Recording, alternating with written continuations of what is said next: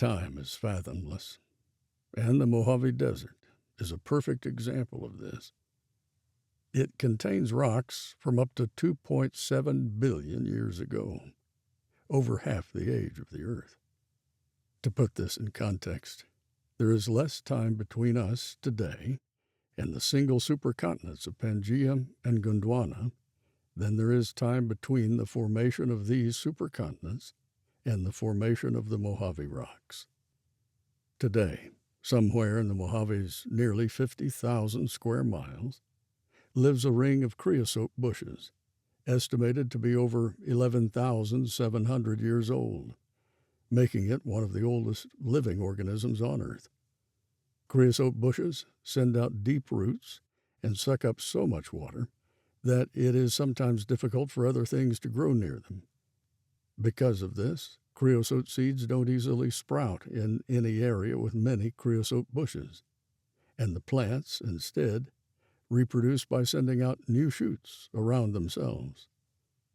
As the years have passed, the innermost shoots of this old plant have died off, creating a circular clonal colony plant of genetically identical shoots almost 70 feet in diameter at its widest point.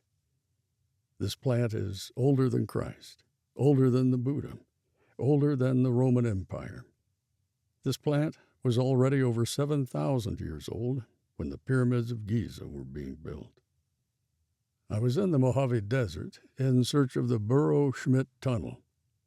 William Henry Burro Schmidt lived from 1871 to 1954. He was doing some gold mining in the Mojave around the year 1900, and his burros, donkeys, had to take a treacherous trail around a mountain from where he had built his house to the smelter on the other side. So he began hand-digging a tunnel through the mountain using a pick, a shovel, and a hammer. A road built in 1920 made the tunnel unnecessary, but Burro Schmidt continued on. 38 years after starting, he completed the half-mile-long tunnel, not including offshoots, around 1938, although he did have to use dynamite in a few places. A historical placard in the area describes the tunnel as a monument to determination and perseverance. Although the Burro Schmidt Tunnel has a historical marker, it ended up being surprisingly remote. On the way to the tunnel, I found the entrance to a desert tortoise burrow, with a semicircular tunnel perfectly fitted to the shape of a tortoise shell. Desert tortoises can survive for more than a year without water, thanks to the ability to drink up to 40% of their body weight at a single time, and to a body that can give off urine waste as a paste rather than liquid urine, saving the urine bladder water as a backup supply. However, desert tortoises empty their bladder as a defense mechanism, which can lead to their death due to dehydration. Because of this, you should never approach or handle a desert tortoise in the wild. Although desert tortoises are elusive, I haven't seen a desert tortoise itself in the wild yet.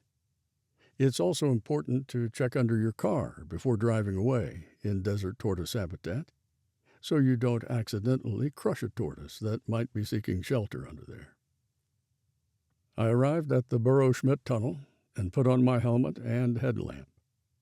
I wasn't too concerned about rockfall in the tunnel, but I'm tall and I didn't want to bang my head. Plus, it's especially good to take any precautions you can when solo hiking. I had been out the night before looking for scorpions, a nocturnal creature, but hadn't had any luck. In fact, despite some homeowners complaining of scorpions in their homes, I hadn't ever seen a scorpion in the wild, despite searching throughout the Southwest, even resorting to leaving my shoes outside my tent after hearing an urban legend about scorpions crawling into your shoes while you sleep. Scorpions have bodies that are photosensitive and help them evade the light and hide more effectively. They're like a giant eyeball with legs, a tail, and claws. As a side effect of this light detection ability, scorpions glow in UV light and I had purchased a UV flashlight to aid my search, but so far no luck. Perhaps I would see this symbol of the American Southwest, also found throughout the world, in the tunnel during the day. I started into the tunnel and didn't see any signs of scorpions. However, I soon saw some coyote scat, and then some more coyote scat. I certainly wouldn't want to run into a coyote in this tunnel, much less a mountain lion. The animal would feel cornered and would have few options to escape other than going through me. Running on my part might also trigger a predatory chase in the animal. Hopefully this coyote had passed through the tunnel a long time ago. I came upon an offshoot to my left with mining cart rails. I explored the offshoot and found it to be very short, so I returned to the main tunnel.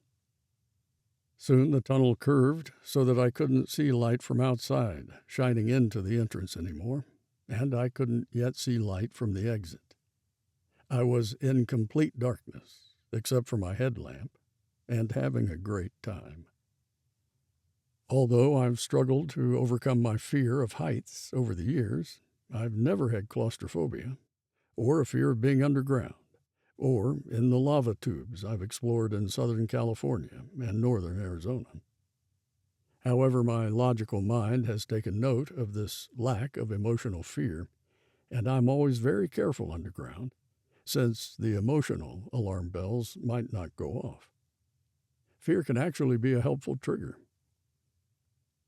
I get to a branching fork in the tunnel, with the left side extending off into darkness, but I can see light from the exit to my right. I make it to the exit and enjoy the fresh air, but I soon go back into the tunnel to explore the offshoot to the left that I missed. The air quickly changes as a musty, gamey smell hits my nostrils.